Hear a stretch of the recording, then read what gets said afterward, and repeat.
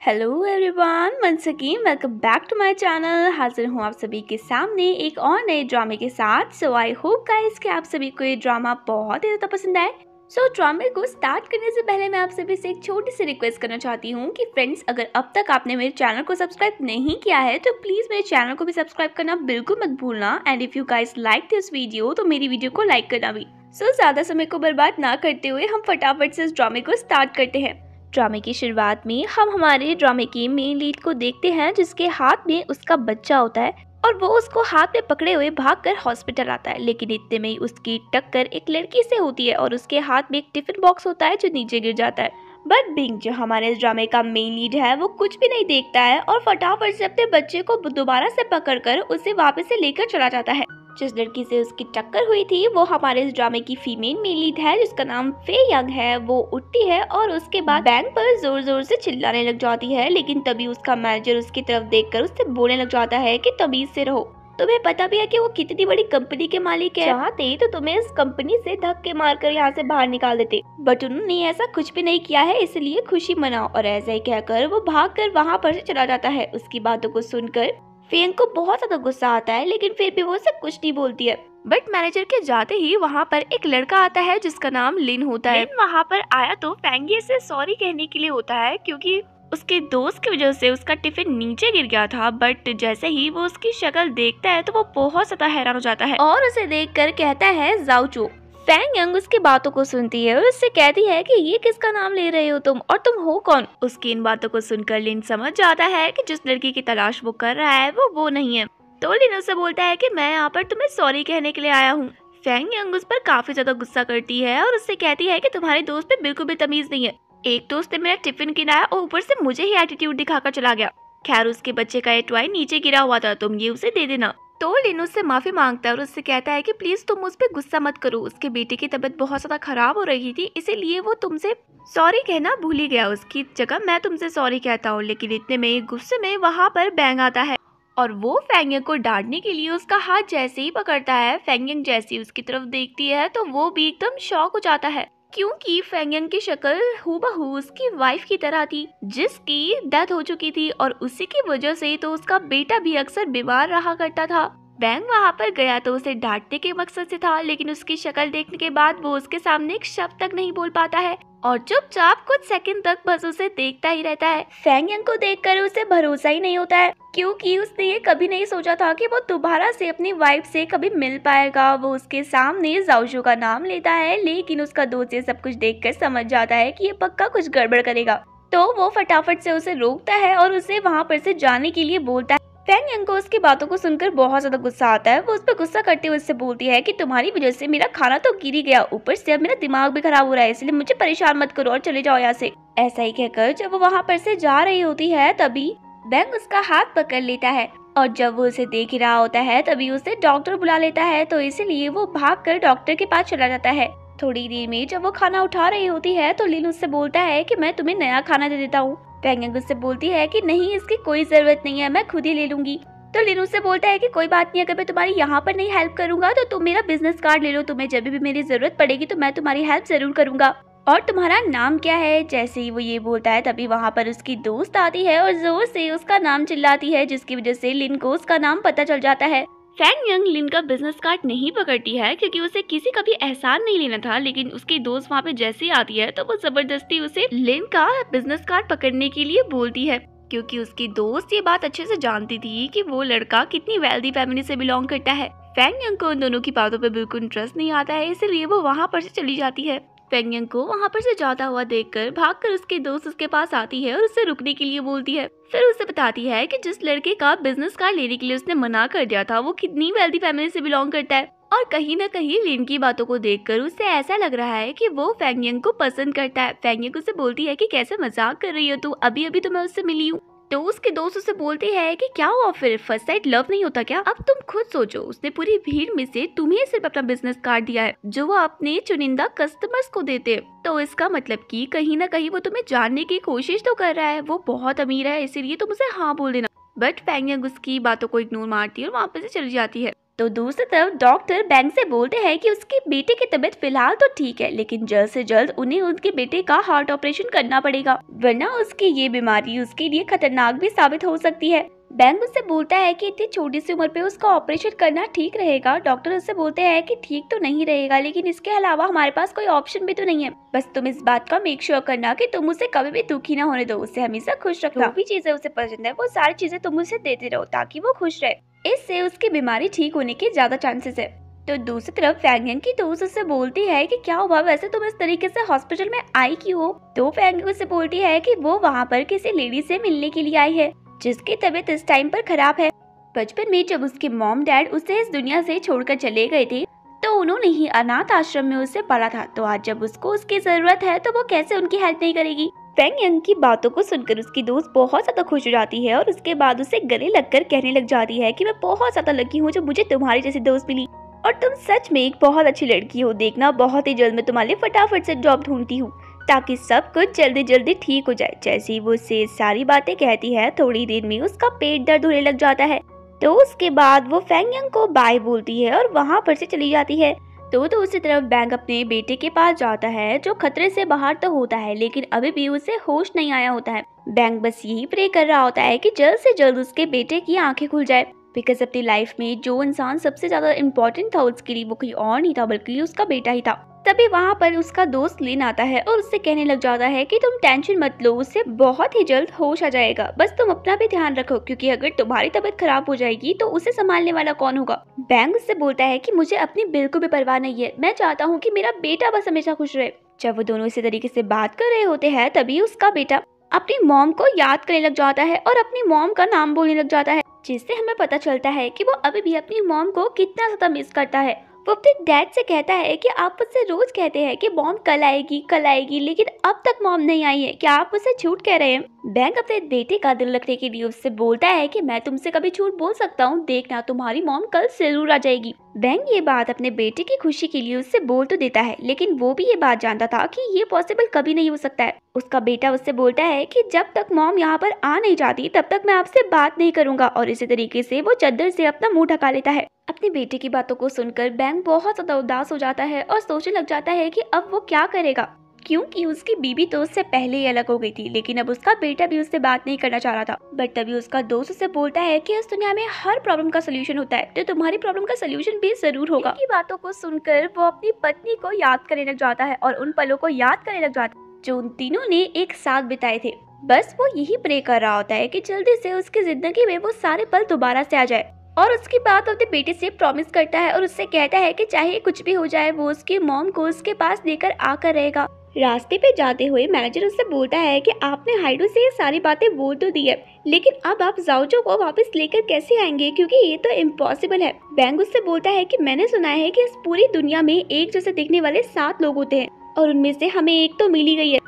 अब मुझे किसी भी हालत में उस लड़की से ही शादी करनी पड़ेगी और उसी को अपने बच्चे की माँ बनाना पड़ेगा ताकि उस लड़की को देखकर मेरा बेटा हमेशा खुश रहे, क्योंकि उसकी खुशी मेरे लिए बहुत ज्यादा जरूरी है। मैं तुमसे रिक्वेस्ट करना चाहता हूँ कि प्लीज तुम उस लड़की को बोलो कि वो मेरे बेटे की माँ बनने के लिए तैयार हो जाए कुछ टाइम के लिए। उसके बदले वो मुझसे जितना पैसा मांगेगी मैं उसे उतना पैसा देने के लिए तैयार हूँ। थोड़ी ही देर में जैसे ही फैंग यांग अपने दोस्त से मिलने के लिए जाती है तभी उसकी दोस्त उसे बताती है कि शहर की सबसे बड़ी कंपनी में इस टाइम पर एक क्लीनर की जरूरत है, अगर वो उस जॉब को करना चाहती है तो वो कर सकती है। ये सारी बातें सुनने के बाद फैंग यांग उसे गले लगा लेती है और उसे थैंक यू बोलती है, क्योंकि इस टाइम पर उसे कोई सी भी जॉब क्यों ना मिल जाए वो सारी उसके लिए इम्पोर्टेंट थी। और फिर उसे इतनी बड़ी कंपनी में क्लीनर की ही सही लेकिन जॉब तो मिली। तो उसकी दोस्त उसे बोलती है कि ये सब तो ठीक है, लेकिन उस कंपनी का जो मैनेजर है ना वो काफी ज्यादा चीप है और लड़कियों पर लाइन मारता है, इसीलिए तुम थोड़ा सा सतर्क रहना। फैंग यांग उससे बोलता है कि अब तुमने मुझे बता दिया है ना तो मैं ध्यान रखूंगी। इसी तरीके से वो एक दूसरे को बाय बोलते हैं और उसके बाद वहाँ पर चले जाते हैं। नेक्स्ट डे जैसे ही फैंग यांग ऑफिस में जाती है और मैनेजर उसे कुछ पेपर्स पे साइन करने के लिए बोलते हैं तो फैंग यंग उन पेपर्स पे साइन तो करती है, लेकिन उसके बाद मैनेजर जानबूझ के उसके हाथ को टच करने लग जाता है। फैंग यंग को ये सब बिल्कुल भी अच्छा नहीं लगता है, इसलिए वो उनसे अपना हाथ छुड़ाती है और उनसे बोलती है कि प्लीज आप ये सब मत करें, मेरे को बिल्कुल अच्छा नहीं लग रहा है। तो थोड़ी देर बाद मैनेजर उसके पास आता है और उससे कहता है कि तुम तो वही लड़की हो ना जो कल हॉस्पिटल में मुझे दिखी थी। आई एम सो सॉरी, मैंने तुमसे बदतमीजी से बात की, मैंने तुम्हारे साथ बहुत ज्यादा बुरा किया। अब तुम टेंशन मत लो, मैं तुम्हारे साथ बिल्कुल भी ऐसा बिहेव नहीं करूंगा, मैं तुमसे बिल्कुल प्यार से बात करूंगा। इसी तरीके से वो जबरदस्ती फैंग यंग के सामने आ जाता है और उससे बदतमीजी करने लग जाता है। फैंग यंग को बहुत ज्यादा गुस्सा आता है, वो उसे धक्का मारती है और उसके बाद जैसे ही वो वापस से भागने वाली होती है तो वो दोबारा से उसके हाथ को पकड़ लेता है। लेकिन वो तो मैनेजर की हरकतों को अच्छे से जानती थी, वो अपने साथ स्प्रे भी लाई होती है और उसके बाद वो फटाफट से उसके फेस पर स्प्रे डाल देती है, जिसकी वजह से मैनेजर को कुछ भी दिखाई नहीं देता है और इसी का फायदा देखकर वो वहाँ पे से फटाफट से भागकर चली जाती है। मैनेजर उसका पीछा करते हुए जैसे ही बाहर जाता है तभी वहाँ पर लिन और बैंग आ जाते हैं। उसे देखकर मैनेजर बहुत ज्यादा घबरा जाता है क्योंकि उसे इस बात का पता था कि अगर बैंक को उसकी हरकतों के बारे में पता चलेगा तो वो उसे कितना ज्यादा डांटेगा और इनफैक्ट जॉब से भी निकाल देगा, इसलिए तो वो बहुत ज्यादा घबरा जाता है। बट जैसे तैसे करके थोड़ी ही देर में वो बहाना मारकर वहाँ पर से भागकर चला जाता है और बैंक के सामने उसकी असली सच्चाई भी नहीं आ पाती है। तो दूसरी तरफ फैंग यंग अपने दोस्त से मिलती है और उसे थैंक यू बोलती है एडवांस में ही उसे मैनेजर की सच्चाई बताने के लिए, और इस तरीके से वो उसे बताती है कि किस तरीके से उसने मैनेजर को सबक सिखाया और वो उसे चकमा देकर वहाँ पर से भाग गई। उसकी दोस्त ये सब सुनकर बहुत ज्यादा खुश होती है और उसे उसका ध्यान रखने के लिए बोलती है। थोड़ी देर में फैंग यंग अपनी मॉम के लिए कुछ फ्रूट्स लेकर आती है और जब फैंग यंग की मॉम उसे अपने सामने देखती है तो वो बहुत ज्यादा खुश हो जाती है। दरअसल ये उसकी अपनी मॉम नहीं थी। जब फैंग यंग के मॉम डैड की डेथ हो गई थी तो वो बिल्कुल अकेले हो गई थी। उसी टाइम पर उन्हें इस लेडी ने संभाला था। फैंग यंग को नहीं बल्कि उन्होंने उसी की तरह बहुत सारे बच्चों का संभाला था और उनका ध्यान रखा था, लेकिन आज उनका ध्यान रखने के लिए कोई भी नहीं था। फैंग यंग अपनी रिस्पॉन्सिबिलिटी अच्छे से जानती थी, इसलिए तो वो उनका इतना ज्यादा ध्यान रखती थी और उनके बीमार होने के बाद वो ही उनके अनाथालय को भी संभाल रही थी। वो बहुत ज्यादा खुश होती है क्योंकि अब उसे एक जॉब मिल गई थी। वो इसी बात को अपनी मॉम को भी बताती है और इस बात को सुनने के बाद उसकी मॉम बहुत ज्यादा खुश हो जाती है और उससे कहने लग जाती है कि फाइनली किसी ने तो तुम्हारी कैपेबिलिटी जानी। लेकिन ये बात तो फैंग यंग ही जानती थी कि उसे कोई अच्छी पोजीशन पे नहीं बल्कि एक क्लीनर की जॉब मिली है, लेकिन वो इस बात से खुश थी कि खाली बैठने से अच्छा उसे कोई जॉब तो मिल गई, वो भी इतनी बड़ी कंपनी में जिसमें वो अपनी मॉम की अच्छे से देखभाल कर सकती है। नेक्स्ट डे वो ऑफिस में जाती है और पूरा मन लगाकर अपना काम करती है। जब फैंग यंग साफ सफाई कर ही रही होती है तो उसी रास्ते से बैंग भी जा रहा होता है और इतने में ही गलती से उसका पैर पोछे पर पड़ जाता है, जिसकी वजह से उसका पैर स्लिप हो जाता है। इतने में ही फैंग यंग उसे पकड़ लेती है और जैसे ही बैंग फैंग यंग को देखता है तो उसे तो ऐसा लगता है कि उसकी बीवी दोबारा से वापस आ गई है और वो उसे बस बहुत देर तक देखता ही रहता है। जब वो उसे देख ही रहा होता है तो बैंग को तो बहुत अच्छा लगता है, लेकिन बेचारी फैंग यंग की तो बैंड ही बच जाती है। आखिरकार उसने इतने भारी आदमी बैंग को संभाला जो हुआ था, लेकिन इतने में ही पीछे से भागते हुए मैनेजर और बैंग का दोस्त आता है और वो जोर से फैंग यंग को धक्का दे देता है, जिसकी वजह से वो दीवार पे जाकर एकदम चिपक जाती है। वो वहाँ पर आते ही बिना कुछ सोचे समझे फैंग यंग पर चिल्लाने लग जाता है और उससे कहता है कि तुम पर बिल्कुल तमीज नहीं है, इस तरीके से तुम बॉस पर चिपकोगी, तुम्हें क्या लगता है कि तुम्हारी इन हरकतों को देखकर भी हम इन सारी हरकतों को नजरअंदाज कर देंगे। इसी तरीके से वो उसका हाथ खींचता है और उसे सॉरी कहने के लिए बोलता है। तभी बैंक मैनेजर को ऐसा करने के लिए रोकता है और उसके बाद वो फैंग यंग को थैंक यू बोलता है। फैंग यंग उसे बोलती है कि कोई बात नहीं। तभी बैंक का दोस्त बोलता है कि मैनेजर हमेशा इस तरीके से फैंग यंग के साथ बदतमीजी से बात करता है, कल भी इसने फैंग यंग को धक्का दिया था और इससे बदतमीजी से बात की थी, जबकि फैंग यंग की कोई गलती भी नहीं थी। इसीलिए असल में माफी तो मैनेजर को इससे मांगनी चाहिए। इन सारी बातों को सुनने के बाद मैनेजर बोलने लग जाता है कि अरे वो तो मैंने गलती से बोला था, मुझे लगा था कि इन सारी चीजों में उसकी गलती है। एक्चुअली मैं बॉस को लेकर इतना ज्यादा पॉजिटिव होना, इसलिए तो अक्सर ये सारी चीजें हो जाती है। बैंक का दोस्त बोलता है कि तुम्हारे अक्सर की वजह से बहुत सारे लोगों को हमेशा इस तरीके से परेशानियों का सामना करना पड़ता है, माफी मांगो उससे। अब मैनेजर किसी सर्वेंट से माफी मांगे, ऐसा कभी पॉसिबल हो सकता था? ऐसा करने से तो सीधा उसके ईगो पर बार होता, इसलिए वो उनकी बात काटने की बार बार कोशिश करता है और उनसे बोलता है कि ये सब उससे गलती से हुआ, अब ये बात को छोड़कर हमें यहाँ पे से जाना चाहिए।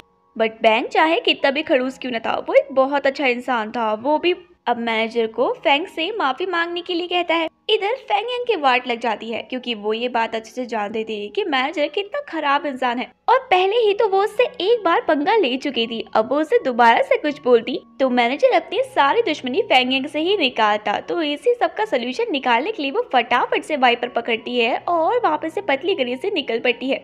बट जब वो वहाँ पे से जा रही होती है तो बैंक उसे रोकता है और उससे कहने लग जाता है कि अगर तुम्हें कोई भी परेशान करे तो तुम मुझे बता देना, क्योंकि मेरे होते हुए तुम्हें कोई कुछ नहीं कह सकता है।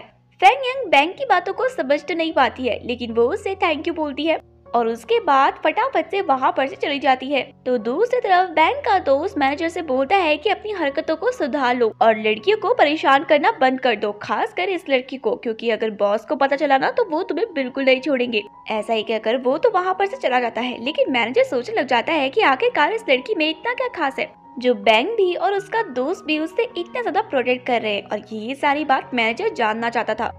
थोड़ी देर में बैंक का दोस्त उसके सामने बैठता है तो बैंक उससे पूछने लग जाता है कि तुमने उस लड़की की डिटेल्स निकाली। तो फिर उसका दोस्त उसे बोलता है कि हाँ, मैंने उसकी डिटेल्स निकाली है। वो एक अनाथ लड़की है और उसकी जितनी भी डिटेल्स मैंने देखी वो जाओ जाओ से बिल्कुल भी मैच नहीं हो रही है। इसका मतलब कि ये थोड़ा सा भी चांस नहीं है कि वो हमारी जाओ जाओ है। बट तुम बिल्कुल भी टेंशन मत लो, जिस सिचुएशन से हम अभी गुजर रहे हैं ना, इस सिचुएशन में हमारी हेल्प कोई नहीं कर सकता है, बस यही लड़की कर सकती है। इसलिए किसी भी हालत में मुझे इस लड़की को सारी बात बतानी पड़ेगी और समझानी भी पड़ेगी। इस तरीके से अपने मिशन को कंप्लीट करने के लिए बैंक का दोस्त फेंग यांग से मिलने के लिए निकल पड़ता है और उससे बोलने लग जाता है कि तुम तो बड़ी मेहनती लड़की हो, अपने काम को बहुत सीरियस लेती हो। तुम्हारे इस डेडिकेशन को देखकर मुझे बहुत ही ज्यादा अच्छा लगा। पर तुम्हें नहीं लगता कि जिस पोजीशन पे तुम काम करती हो तो मुझसे भी ज्यादा पैसे डिजर्व करती हो, लगभग 1 करोड़ तक के। तो इन सारी बातों को सुनने के बाद फेंग यांग उससे बोलने लग जाती है कि एक्सक्यूज मी, तुम मुझसे क्या चाहते हो कि मैं अपनी बॉडी को सेल कर दूं या फिर अपनी किडनी को? मुझे तुम्हारे इरादे कुछ अच्छे नहीं लग रहे। मैं अपनी लाइफ पे कितना भी हार्ड वर्क कर लूंगी, लेकिन अपनी किडनी और अपनी बॉडी कभी सेल नहीं करूंगी। आज के बाद मेरे पास ऐसे ऑफर लेकर कभी आ मत जाना। मुझे तो लगा था कि तुम समझदार हो, लेकिन तुम भी बहुत ज्यादा बेवकूफ हो, इसलिए फटाफट से यहाँ से बाहर निकल जाओ। इसी तरीके से वो उसे वहाँ पर से बाहर निकाल देती है और बैंक का दोस्त से कुछ भी नहीं समझा पाता है। तो थोड़ी ही देर में फेंग यांग की दोस्त उससे बोलती है कि तुम इतना ज्यादा काम करती हो, थकती नहीं हो क्या कभी? मुझे लगता है कि तुम्हारी पूरी जिंदगी सबको संभालने में निकल जाएगी, तो तुम अपनी लाइफ एंजॉय कब करोगी? अब तो तुम्हारी शादी की एज भी हो गई है, तो अपने लिए कोई लड़का ढूंढ लो ना, एकदम प्रिंस चार्मिंग। फेंग यांग उससे बोलती है कि उसे अपनी लाइफ में कोई लड़का नहीं चाहिए, बट अपनी लाइफ में वो जिन चीजों से सबसे ज्यादा प्यार करती है वो उसकी मॉम है और वो अनाथ बच्चे हैं। वो बस उन्हीं का ध्यान रखना चाहती है और जिस तरीके से उसे कभी मॉम डैड की कमी फील नहीं होनी थी वो उन्हें भी नहीं होने देगी। तो दूसरी तरफ बैंक का दोस्त बैंक के पास जाता है और उसे बताता है कि वो फेंग यांग के पास गया था और वो उससे बात करने की कोशिश भी करा था, लेकिन फेंग यांग को तो ऐसा लगा कि वो वहाँ पर उससे डील करने के लिए गया है, उसकी बॉडी पार्ट्स की और उसकी किडनी की, जिसके बदले में वो उसे करोड़ों रुपए देने के लिए तैयार हो जाएगा। और इसी तरीके से उसने उसे डांट कर वहाँ पे से भगा दिया। उसकी बातों को सुनकर बैंक जोर जोर से हंसने लग जाता है।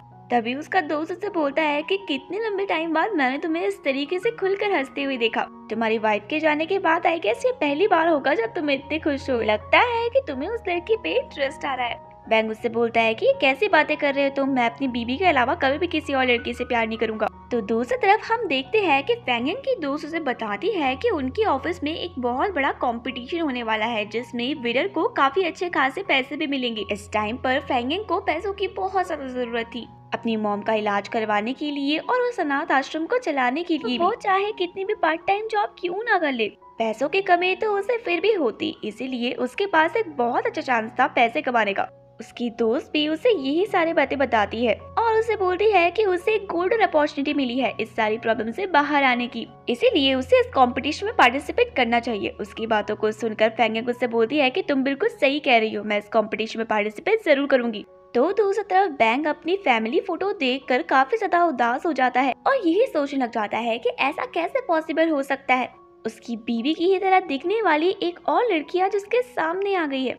जब वो यही सारी बातें सोच रहा होता है इतने में ही उसके सामने उसका दोस्त आ जाता है और उससे कहने लग जाता है कि अगर तुम एक ही बात के पीछे इतना ज्यादा पड़ जाओगे तो तुम्हारी तबीयत खराब नहीं होगी। इस टाइम पर तुम्हें अपनी तबीयत का भी ध्यान रखना है। मैं जानता हूँ कि ये टाइम तुम्हारे लिए बहुत ज्यादा मुश्किल है, लेकिन इस टाइम पर ही तुम्हें अपने आप को संभालना पड़ेगा, क्योंकि इस टाइम पर तुम अकेले नहीं हो बल्कि तुम्हारे साथ तुम्हारा बेटा भी है और जहाँ तक मुझे लगता है कि फैंग यांग एक बहुत ही अंडरस्टैंडिंग लड़की है, वो हमारी प्रॉब्लम जरूर समझेगी और हमारा साथ भी देगी। तो दूसरी तरफ हमें दिखाया जाता है कि फैंग यांग अपनी मॉम के साथ होती है और उसकी मॉम उससे बोलती है कि भले ही तुम मेरी अपनी बेटी नहीं हो, लेकिन तुम मुझे मेरी अपनी बेटी से भी ज्यादा प्यार करती हो। बट सच बताऊं तो मुझे इसी बात का डर है कि अगर तुम्हें कोई लड़का मिल जाएगा तो तुम मुझे छोड़कर चली तो नहीं जाओगी। फैंग यांग उनसे बोलती है कि मॉम, मेरी लाइफ में जो पर्सन सबसे ज्यादा इम्पोर्टेंट है वो आप ही हैं। तो मुझे इस दुनिया में कोई लड़का क्या, लाखों की शोहरत भी मिल जाए, मैं आपको कभी नहीं छोड़ूंगी। ड्रामे की शुरुआत में बैंक अपने बेटे हाउतिन से बात कर रहा होता है, लेकिन उसका बेटा उनसे बात करने में बिल्कुल भी इंटरेस्ट नहीं होता है और अपने डैड से कहता है कि आपने मुझे कहा था कि मॉम कल आ जाएगी, लेकिन मॉम अब तक नहीं आई है, क्या आप मुझसे सच में झूठ बोल रहे हैं?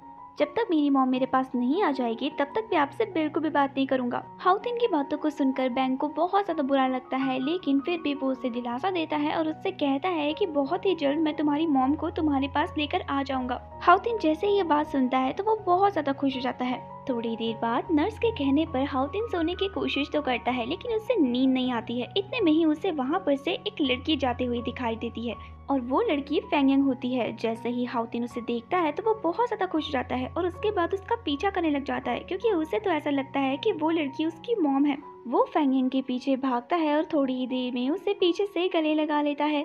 जैसे ही ये सब होता है तो फैंग यांग बहुत ज्यादा हैरान हो जाती है। हाउतिन उससे मॉम कहकर रोने लग जाता है। ये सब कुछ देखकर फैंग यांग को कुछ भी समझ में नहीं आता है। वो उस बच्चे की तरफ देखती है और बड़े ही प्यार से उससे पूछती है कि तुम्हारे मॉम डैड कहाँ है। हाउतिन उससे बोलता है कि मेरी मॉम आप ही तो हैं। फैंग यांग उससे बोलती है कि तुम्हें कुछ गलतफहमी हो गई है, मैं तुम्हारी मॉम नहीं हूँ। बट हाउतिन उसकी बातों को सुनने के लिए बिल्कुल भी तैयार नहीं होता है और उसे बस बार बार मॉम मॉम कहता रहता है। फैंग यांग उसे देखकर कहने लग जाती है कि इसके मॉम डैड पता नहीं कैसे अपने बच्चे को इस तरीके से अकेला छोड़कर भले कोई कैसे जा सकता है। वो हाउतिन को अकेली नहीं छोड़ना चाहती थी, इसलिए वो उससे उसका रूम पूछती है। हाउतिन उसे अपने रूम में लेकर जाता है। रूम में जाने के बाद वो सबसे पहले हाउतिन के मॉम डैड को वहाँ पर ढूंढती है, लेकिन उसे वहाँ पर कोई भी नहीं मिलता है।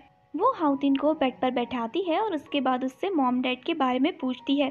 बट हाउतिन उससे कहने लग जाता है कि मॉम, मैंने आपको बहुत ज़्यादा मिस किया, आप मुझे उस टाइम छोड़कर चली गई, बट प्लीज़ अब आप मुझे छोड़कर मत जाना। हाउतिन की बातों को सुनकर अब की बार फैंग यांग उससे थोड़ा रूडली बोलती है और उससे कहती है कि मैं तुम्हारी मॉम नहीं हूँ, इसलिए प्लीज़ मुझे मॉम मत बोलो। उसकी बातों को सुनकर हाउतिन को बहुत ज़्यादा बुरा लगता है और वो उसी के सामने जोर जोर से रोने लग जाता है। रोते हुए हाउतिन को देखकर फैंग यांग को बहुत ज़्यादा बुरा लगता है और वो उससे बोलने लग जाती है कि ओके ओके, तुम मुझे अपनी मॉम बोल लो, मैं तुम्हें कुछ भी नहीं बोलूंगी और मैं तुम्हारे साथ यहीं पर ही रहूंगी, ठीक है? अच्छे बच्चे इस तरीके से रोते थोड़ी ना है। एक काम करो कि तुम मुझे जल्दी से अपने डैड का नंबर बता दो, मैं उनको कॉल कर बुलाती हूँ, उसके बाद हम तीनों साथ में ही रहेंगे। उसकी बातों को सुनकर हाउतिन बहुत ज्यादा खुश हो जाता है और थोड़ी ही देर बाद अपने डैड का नंबर फैंग यांग को जल्दी से बता लेता है। नंबर लेने के बाद फैंग यांग उससे वीडियो कॉल करती है, लेकिन दूसरी तरफ हमें बैंक दिखाया जाता है जो हाउतिन की वजह से काफी ज्यादा परेशान होता है और अपनी इन परेशानियों का सोल्यूशन निकालने के लिए वो एक बार में काफी ज्यादा ड्रिंक कर रहा होता है। उसने इतना ज्यादा ड्रिंक कर लिया होता है कि उसका फोन बज जाए ये तक उसे पता नहीं चलता है। बहुत बार कॉल ट्राई करने के बावजूद भी जब वो कॉल नहीं उठाता है तो फैंग यांग को बहुत ज्यादा गुस्सा आता है और वो सोचने लग जाती है कि इस बेचारे के मॉम डैड कितने ज्यादा अजीब है, एक अकेले बच्चे को इस तरीके से हॉस्पिटल में अकेला छोड़कर चले गए। हाउतिन को इस तरीके से अकेले छोड़कर उसका जाने का मन नहीं कर रहा था, इसलिए वो डिसाइड करती है कि जब तक उसके मॉम डैड वहाँ पर ना आ जाए तब तक वो उसी के साथ रहेगी। इस बात को सुनने के बाद हाउतिन भी बहुत ज्यादा खुश रहता है। थोड़ी ही देर में फैंग यांग उसे आराम करने के लिए बोलती है। यूँ तो हाउ तो किसी की भी बात नहीं मानता था, लेकिन वो फैंग यांग की सारी बातें मान रहा था बिकॉज उसे तो ऐसा लग रहा था कि वो उसकी अपनी मॉम है। थोड़ी देर बाद वो उसे एक कैंडी देती है और हाउतिन जल्दी से सो जाए इसलिए वो उसे बहुत सारी कहानियाँ भी सुनाती है। उसकी कहानियों को सुनकर हाउतिन को नींद आ जाती है, लेकिन थोड़ी ही देर बाद उसे कहानी सुनाते सुनाते वो भी वहीं पर ही सो जाती है। तो दूसरी तरफ काफी ज्यादा ड्रिंक करने के बाद थोड़ी ही देर में फाइनली हाउतिन से मिलने के लिए जाता है। जैसे ही वो दरवाजा खोलता है तभी उसे वहाँ पर एक लड़की दिखती है। वो इतने नशे में होता है कि उससे ऐसा लगता है कि उसकी बीवी दोबारा से वापस आ गई है। ये सब कुछ देखकर वो बहुत ज्यादा खुश हो जाता है और बिना कुछ सोचे समझे फटाफट से दरवाजा खोलता है और उससे मिलने के लिए अंदर चला जाता है। उसे तो बिल्कुल भी बिलीव नहीं हो रहा था, लेकिन उसे ऐसा लग रहा था कि उसके सारे प्रॉब्लम्स अब जल्दी से सॉल्व हो जाएंगी। सबसे पहले वो अपने बच्चे की तरफ देखता है और उसके बाद थोड़ी ही देर बाद वो फैंग यांग की तरफ देखता है और बस उसे देखता ही रह जाता है। जब वो उसे देख रहा होता है तो अचानक से फैंग यांग की आंखें खुलती है और अपने बॉस को वहाँ पर इस तरीके से देखकर वो बहुत ज़्यादा हैरान हो जाती है और उसके बाद वो उसे शांत रहने के लिए बोलती है, क्योंकि वहाँ पर हाउतिन सो रहा था, इसलिए वो उसका हाथ पकड़कर उसे बाहर लेकर आ जाती है और उससे कहने लग जाती है कि कितने हार्टलेस डैड हो तुम, वो तुम्हें कितना ज़्यादा मिस कर रहा था, तुम्हें पता भी है, और तुम उसे यहाँ अकेले छोड़कर इस तरीके से चले गए। तुम एकदम केयरलेस इंसान हो, अपने बच्चे की भी देखभाल नहीं कर पाए। तो जैसे वो ये सब बोल रही होती है तभी बैंग उसका हाथ खींचता है और उसके बाद उसके क्लोज आकर उसे गले लगा लेता है। ये सब कुछ देखकर फेंगन को बहुत ज्यादा गुस्सा आता है, वो उसे धक्का देती है और उसके बाद उसके मुंह पे एक तमाचा मार देती है। ऐसा ही करने के बाद थोड़ी देर में वो वहाँ पर से भागकर चली जाती है। कुछ ही देर बाद बैंग को ये बात रियलाइज होती है कि जिस लड़की को उसने गले लगाया था वो लड़की कोई और है, उसकी पत्नी नहीं है। थोड़ी देर बाद वो अपने बेटे के पास जाता है और उसके बाद सोचने लग जाता है कि उसे अब क्या करना चाहिए, क्योंकि वो अपने बेटे को किसी भी हालत में खुश देखना चाहता था। थोड़ी देर बाद हमें दिखाया जाता है कि काफी लंबे टाइम से रूम के रेंट ना देने की वजह से मकान मालिक उन सभी को अनाथालय खाली करने के लिए बोलता है।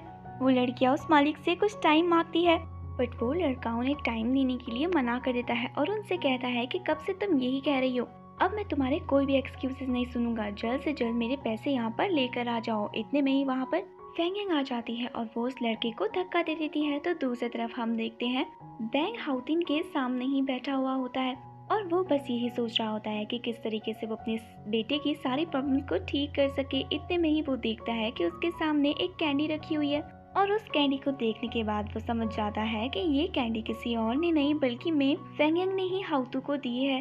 तो दूसरी तरफ मकान मालिक फेंगेंग पर बहुत ज्यादा गुस्सा करता है, इनफैक्ट वो उस पर हाथ भी उठाने वाला होता है, लेकिन तभी वो लड़कियां उसे बचा लेती हैं। फेंगेंग के एटीट्यूड को देखकर मकान मालिक उसे बोलता है कि 2 दिन में अगर तुमने मुझे मेरा किराया नहीं दिया ना तो मैं तुम्हें इस घर से उठाकर बाहर फेंक दूंगा। उसकी बातों को सुनकर वो लड़कियां काफी ज्यादा डर जाती है। तो फेंगेंग उनसे बोलती है कि तुम टेंशन मत लो, मैं सारी प्रॉब्लम को सॉल्व कर दूंगी और 2 दिन में इसके मुंह पर वो पैसे फेंक कर मैं इसे दूंगी। नेक्स्ट डे बैंग अपने दोस्त को बताता है कि किस तरीके से गलती से हाउतू ने फेंगेंग को देख लिया और उसको देखने के बाद उसे ऐसा लगा कि वो उसकी मॉम है। फेंगेंग को देखने के बाद वो बहुत ज्यादा खुश था और उसकी तब से सारी बात भी मान रहा था, तो इसीलिए उसे ऐसा लगता है कि उसके लिए फेंगेंग से बेटर मॉम तो कोई और हो ही नहीं सकती है। इसीलिए तो किसी भी हालत में उसे उस लड़की को मनाना ही पड़ेगा ताकि वो जल्दी से हाउतू की मॉम बन जाए। और अगर वो ऐसा करेगी तो जितना पैसा वो मांगेगी वो उसे उतना पैसा देने के लिए तैयार हो जाएगा। बैंक का दोस्त से बोलता है कि आपकी स्ट्रेटेजी तो बहुत अच्छी है, लेकिन मुझे ऐसा लगता है कि वो हमारी बात को इतनी आसानी से नहीं मानेगी, बिकॉज पैसों पर मरने वाली लड़की तो वो मुझे लगती नहीं है। लेकिन आप टेंशन मत लीजिए, कुछ ना कुछ करके मैं उसे मनाने की पूरी कोशिश करूंगा, क्योंकि मुझे भी ऐसा लगता है कि हाउतो को इस टाइम पर उससे बेटर कोई और नहीं संभाल सकता है। बस आई होप जैसा हम सोच रहे हैं वैसा हो भी और बहुत ही जल्द फेंगेंग हमारी बातों को मानने के लिए तैयार हो जाए। और वैसे भी उसे कौन सा जिंदगी भर आपके साथ रहना है, कुछ ही टाइम की तो बात है, जब तक हाउतो का ऑपरेशन होता है उसे तब तक ही तो आपके साथ रहना है। मैं उसे सारी बातें समझाने की पूरी कोशिश करूंगा, वो एक काफी काइंड हार्टेड लड़की है तो वो आपकी बातों को मान भी सकती है। इसी तरीके से वो फटाफट से वहाँ पर फेंगेंग को कॉल करता है और उसे बोलता है कि उसे उससे ऑफिस के काम से मिलना है। फेंगेंग को लगता है कि वो सच बोल रहा है, इसीलिए वो उससे मिलने के लिए चली भी जाती है। बट जैसे ही वो वहाँ पर जाती है तो उसका दोस्त उससे बोलता है कि मैंने तुम्हें यहाँ पर ऑफिस के काम से नहीं बल्कि किसी और काम से बुलाया था। फेंगेंग उससे बोलती है कि तुम पागल हो गई क्या, मुझे अपनी किडनी नहीं बेचनी है। बैंक का दोस्त उससे बोलता है कि अरे मैं तुम्हें ये सब करने के लिए बोल भी नहीं रहा हूँ, बस एक बार मेरी बात तो सुनो। एक्चुअली मैं यहाँ पर तुमसे एक बहुत इंपॉर्टेंट बात करने के लिए आया हूँ, मैं चाहता हूँ कि तुम एक बच्चे की माँ बन जाओ। उसकी बातों को सुनकर फेंगेंग को काफी ज्यादा अजीब लगता है। वो उससे बोलती है कि तुम्हारा दिमाग कुछ खराब हो गया क्या, ये कैसी बातें कर रहे हो तुम। फेंगेंग की बातों को सुनकर बैंक का दोस्त उसे सारी बात बताता है और उसे बताता है कि हाउतो की तबीयत कितनी ज्यादा खराब हो रखी है और इस टाइम पर वो अपनी मॉम को कितना ज्यादा मिस करता है। हाउतो की मॉम की शक्ल हूबहू उससे मिलती है, इसलिए वो चाहते हैं कि वो उसकी मॉम बन जाए तब तक के लिए जब तक उसका ऑपरेशन होता है, और इसके बदले में वो उससे जितने पैसे मांगेगी वो उतने पैसे उसे देंगे। इस तरीके से वो उसके हाथ में उसे वो कॉन्ट्रैक्ट पेपर पकड़ाता है। जैसे ही वो उस कॉन्ट्रैक्ट पेपर को देखती है तो उसे तो भरोसा ही नहीं होता है, क्योंकि जितने पैसों की डील उसके साथ उस कॉन्ट्रैक्ट पेपर पे हुई थी उतने तो उसने कभी अपने सपने में भी नहीं देखे थे। लेकिन फिर भी वो अपने दिल पे पत्थर रखती है और उससे बोलती है कि तुम्हें क्या लगता है कि चंद पैसों के लिए मैं बिक जाऊंगी, मैं ऐसी लड़की नहीं हूँ और मैं तुम्हारे इस कॉन्ट्रैक्ट पे साइन नहीं करना चाहती हूँ। मुझे किसी की मॉम नहीं बनना है, वैसे भी मेरे बहुत सारे बच्चे हैं, मैं उन्हीं का ध्यान दूंगी। जब वो उससे इस तरीके से बात कर ही रही होती है तभी वहाँ पर बैंक के दोस्त की एक्स गर्लफ्रेंड आ जाती है और वो वहाँ पर आकर उससे कहने लग जाती है कि मैंने तुमसे ब्रेकअप किया नहीं, तुम दूसरी लड़की पे चिपकने लग गए, बड़े ही चीप इंसान हो तुम, नफरत है मुझे तुम्हारे जैसे लड़कों से। ऐसे कहने के बाद फेंगिंग उससे बोलती है कि ये मेरा कोई बॉयफ्रेंड नहीं है, बल्कि हम दोनों के बीच में कॉन्ट्रैक्ट साइन हुआ है। बट उसकी एक्स उसकी बात समझने की कोशिश ही नहीं करती है और उसके बाद वहाँ पर से उसे अलविदा कहकर भाग के चली जाती है अपने नए बॉयफ्रेंड के साथ। ड्रामे की शुरुआत होती है बैंग और उसके दोस्त से, जहाँ पर उसका दोस्त उसे बताता है कि उसने फेंगिंग को समझाने की कोशिश तो बहुत की थी कि वो हाइतो की मॉम बनने के लिए तैयार हो जाए और उसके बदले में वो उसे काफी ज्यादा पैसे भी देंगे, लेकिन वो तो सीधे सीधे उसे मना कर देती है। तो उसके बाद बैंक डिसाइड करता है कि वो डायरेक्टली ही उससे बात करेगा, इसलिए वो उसे कॉल करता है। बट उसका कॉल आने से पहले ही उसे उसके दोस्त का कॉल आता है, जहाँ पर उसकी दोस्त उसे बताती है कि वो मकान मालिक दोबारा से उनके घर पे आकर उनसे किराया मांग रहा है। फेंगिंग अपने दोस्त से बोलती है कि तुम तब तक सिचुएशन को हैंडल कर लो, मैं अभी आ रही हूँ। लेकिन जैसे ही वो कॉल काटती है, इतने में ही उसे दोबारा से एक कॉल आता है और अब की बार वो कॉल बैंक का होता है। बॉस का कॉल देखकर फटाफट से फेंगिंग उस कॉल को उठा लेती है। उसके बाद बैंक उससे बोलता है कि मुझे तुमसे एक बात पूछनी है, क्या तुम सच में हमारे ऑफर को एक्सेप्ट नहीं करना चाहती हो? उसके बदले में तो हम तुम्हें बहुत सारे पैसे भी दे रहे हैं और इसमें तो तुम्हारा ही फायदा हो रहा है। उसकी बातों को सुनकर फेंगिंग उससे बोलती है कि मुझे तुमसे बात नहीं करनी है, इस टाइम मैं बहुत ज्यादा गुस्से में हूँ। ऐसा ही कहकर वो उसकी कॉल काट देती है। बैंक को लगा था कि जब वो उससे डायरेक्टली इस बारे में बात करेगा तो वो उसकी बात मान लेगी, लेकिन वो उसकी भी बात नहीं मानती है। तो उसका दोस्त उस पे हंसने लग जाता है और उससे कहने लग जाता है कि भले ये लड़की कितनी भी अच्छी क्यों ना हो, लेकिन बहुत ज्यादा जिद्दी है। बैंक उससे बोलता है कि अगर ये लड़की जिद्दी है तो मैं इससे भी ज्यादा जिद्दी हूँ और अब तक किसी भी हालत में इस लड़की को मेरी हेल्प करनी ही पड़ेगी, तो फिर चाहे इसके लिए मुझे कुछ भी क्यों ना करना पड़े। उसका दोस्त उसे बोलता है कि ऐसा क्या करने वाले हो तुम। तभी वो फेंगिंग को कॉल करता है और उससे बोलता है कि मुझे तुमसे ऑफिस के काम से मिलना है। ऑफिस के काम की वजह से फेंगिंग उससे मिलने के लिए तैयार हो जाती है। वो वहाँ पर आते ही उससे पूछती है कि बोलो क्या कहना है तुम्हें। बैंक उससे बोलता है कि कुछ नहीं, बस ऑफर के ही बारे में बोलना है। जैसे ही वो ये सुनती है तो वो वहाँ पर से जाने वाली होती है, तभी बैंक उसे रोक लेता है और उसे रोक कर उससे कहता है कि प्लीज एक बार मेरी बात को समझने की कोशिश करो। इस टाइम पर मुझे सच में तुम्हारी बहुत ज्यादा जरूरत है और इसके बदले में मैं तुम्हें बहुत सारे पैसे भी तो दे रहा हूँ। तुम्हें पैसों की जरूरत है और मुझे तुम्हारी जरूरत है। कौन सा कि मैं तुम्हें जिंदगी भर अपने बेटे की मॉम बनाना चाह रहा हूँ। ये तो बस तब तक के लिए जब तक उसका ऑपरेशन ना हो जाए। उसके बाद तुम अपने रास्ते और मैं अपने रास्ते। मैं तुम्हें उसके बाद कभी भी परेशान नहीं करूंगा, ये मैं तुमसे प्रॉमिस करता हूँ। फेंगिंग उससे बोलती है कि सच बताऊं तो तुम्हारी हेल्प करने में मुझे कोई भी प्रॉब्लम नहीं है, बट मेरे ऑलरेडी इतने सारे बच्चे हैं, उन्हें संभालते संभालते ही मैं थक जाती हूँ और अब तुम मुझे अपने बच्चे को संभालने के लिए भी बोल रहे हो। प्लीज तुम भी मेरी बात को समझने की कोशिश करो। मैं जानती हूँ कि तुम्हारे बेटे की तबीयत खराब है, लेकिन इस टाइम पर तुम्हें उसकी केयर करनी चाहिए क्योंकि तुम उसके असली डैड हो। कब तक तुम उससे झूठ बोलकर मुझे उसके पास रखोगे? अगर मैं उसकी मॉम बनने का प्रिटेंड करूंगी भी तो कभी ना कभी तो मुझे उसे छोड़कर जाना ही पड़ेगा ना। तब तुम उसके दूसरी मॉम कहाँ से ढूंढ कर आओगे? 100 झूठ बोलने से अच्छा तुम एक बार सच बोलकर उसका दिल तोड़ो। आई एम सॉरी, मैं तुम्हारी मदद नहीं कर सकती हूँ। ऐसे ही कहकर वो उठकर वापस से जैसे ही जाने वाली होती है, तभी बैंग उसको रोक लेता है और उससे कहता है कि तुम सच में मेरी हेल्प नहीं करना चाहती हो? मैं ये तुमसे आखिरी बार पूछ रहा हूँ। फेंगिंग उससे बोलती है कि तुम 100 बार पूछो या आखिरी बार पूछो, मेरा जवाब हमेशा ना ही रहेगा। बट प्लीज अब इस बारे में बार बार बात कर मेरा दिमाग खराब मत करो, क्योंकि तुम्हारे बार बार पूछने से मैं अपना डिसीजन बिल्कुल भी चेंज नहीं करूंगी। मेरा डिसीजन ना है और इसके अलावा मैं कुछ नहीं बोलना चाहती हूँ। फेंगिंग को भी ये सब बोलते हुए काफी ज्यादा बुरा लग रहा था, बट फिर भी वो अपने दिल पे पत्थर रखती है और उसके बाद ऐसा ही कहकर वहाँ पर से फटाफट से चली जाती है। तो दूसरी तरफ बैंक अपने दोस्त से बोलता है कि ये लड़की तो सच में बहुत ज्यादा जिद्दी है, मुझे ऐसा नहीं लगता है कि ये हमारी बात को मानेगी। बट कैसे हम इससे अपनी बात को समझाएं और इससे अपने काम करवाएं, क्योंकि ये तो हमारी बात को समझने के लिए बिल्कुल भी तैयार नहीं है। तभी उसका दोस्त इसकी बात को सुनकर उससे कहता है कि तुमने एक बात नोटिस की, वो सबकी हेल्प करती है लेकिन वो तुम्हारी हेल्प इसलिए नहीं कर रही है क्योंकि उसे ऐसा लगता है कि तुम एक बहुत ही बेकार इंसान हो। इसीलिए तुम्हें उसके सामने कुछ इस तरीके से प्रेजेंट करना पड़ेगा जिससे उसे ऐसा लगे कि तुम एक बहुत अच्छे इंसान हो, वो तुम्हारी भी हेल्प करे। यानी कि तुम्हें उसके दिल में जगह बनानी पड़ेगी। उसकी दोस्त की बातों को सुनकर वो बोलता है कि ऐसा कैसे कर सकता हूँ मैं। बैंक का दोस्त से बोलता है कि अब ये तो मुझे नहीं पता, बस जितना मुझे पता था मैंने तुम्हें बता दिया। एंड आई थिंक अगर तुम उसके दिल में जगह बना दो तो वो तुम्हारी हेल्प करने के लिए हाँ भी बोल देगी, तो इसीलिए उसके दिल में जगह बनाने के लिए तैयार हो जाओ। इसी तरीके से बातों ही बातों में वो बैंक को फेंगिंग के नाम से चिढ़ाने भी लग जाता है। बैंक भी उसकी बातों को सुनकर शर्माने लग जाता है और थोड़ी ही देर में उसे वहाँ पर से जाने के लिए कहता है। कुछ ही देर बाद फेंगिंग जब अपने रास्ते पे जा रही होती है तभी कार लेकर उसके सामने बैंक आ जाता है। जैसे ही वो बैंक को देखती है तो उसे बहुत ज्यादा गुस्सा आता है क्योंकि वो समझ गई थी कि ये यहाँ पर अपना बेकार सा ऑफर लेकर आया है। इसलिए वो उससे बोलती है कि मैंने तुम्हें कितने बार समझा दिया, मुझे नहीं लेना है तुम्हारा ऑफर। अगर दोबारा से मेरा पीछा करोगे ना तो यहाँ पे सबको चिल्लाकर बुला दूंगी और बोल दूंगी कि तुम मुझे छेड़ रहे हो। ऐसे कहकर वो वहाँ पर से जाने लग जाती है। लेकिन बैंक ने तो अब की बात ठान ली थी कि वो किसी भी हालत में फेंगिंग को मना कर ही रहेगा। इसीलिए तो जैसे ही फेंग आगे जाती है वो अपनी कार से उसका पीछा करने लग जाता है। फेंग उससे बोलती है कि बड़े ही बदतमीज किस्म के इंसान हो, तुम मुझसे दूर रहो। पहले तो मुझे सिर्फ तुम्हारी नियत पर शक हो रहा था, लेकिन अब तो मैं कंफर्म हो गई हूँ कि तुम एक बहुत बेकार इंसान हो। इतने में वो देखती है कि कुछ लड़के एक बूढ़ी भारी लड़की को पार्क में परेशान कर रहे हैं, इसलिए वो उसके पास भागकर जाती है और उन लड़कों से कहने लग जाती है कि तुम पे तमीज नहीं है, एक लड़की को इस तरीके से परेशान करते हुए तुम्हें बिल्कुल भी शर्म नहीं आती है। बट वो लड़की अपनी इन हरकतों से बाज कहाँ आने वाले थे। वो अकेली फेंग को देखकर उसको भी परेशान करने लग जाते हैं, लेकिन फेंग इतना इजी टारगेट नहीं थी। जैसे ही वो उसके पास आते हैं तो वो उन सभी की बहुत अच्छे तरीके से कुटाई कर देती है।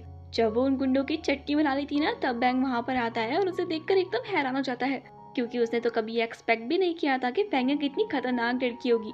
फेंग जैसे ही पीछे मुड़ती है तो उसके आगे बैंग आ जाता है। वो उससे बोलती है कि तुम पे तमीज नहीं है क्या, एक अकेली लड़की इतने सारे लड़कों से लड़ाई कर रही थी और तुम यहाँ पर मेरी हेल्प करने के लिए भी नहीं आ सके। दिखने में ही तो तुम्हारी बॉडी वगैरह है, लेकिन वैसे तुम एक बहुत ही फट्टू इंसान हो। लिसन, अगर तुमने मुझे दोबारा से इसी तरीके से परेशान किया ना, तो मैं तुम्हें इसी तरीके से मारूंगी जैसे मैंने लड़कों को मारा। जैसे ही वो उसकी तरफ अपनी उंगली करती है, तभी वो देखता है कि उसके हाथ पे चोट लगी हुई है। वो उसका हाथ पकड़ता है और उससे कहता है कि मैं तुम्हारे हाथ पे दवाई लगा लेता हूँ, तो मेरे साथ आओ। लेकिन वो उसके साथ जाने के लिए मना कर देती है। बैंक जबरदस्ती उसका हाथ खींचकर उसे अपने साथ लेकर आता है और उसके पास आकर उसके बाद उसके हाथ पे दवाई लगाता है। फेंग उसके इस बिहेवियर को देखकर काफी ज्यादा हैरान थी, क्योंकि उसे तो ऐसा लगता था कि वो एकदम बेकार इंसान है। बट जिस तरीके से वो फेंग की केयर कर रहा था, ये सब कुछ देखकर उसे ऐसा लगता है कि वो उतना भी बुरा नहीं है जितना वो उसके बारे में सोच रही है।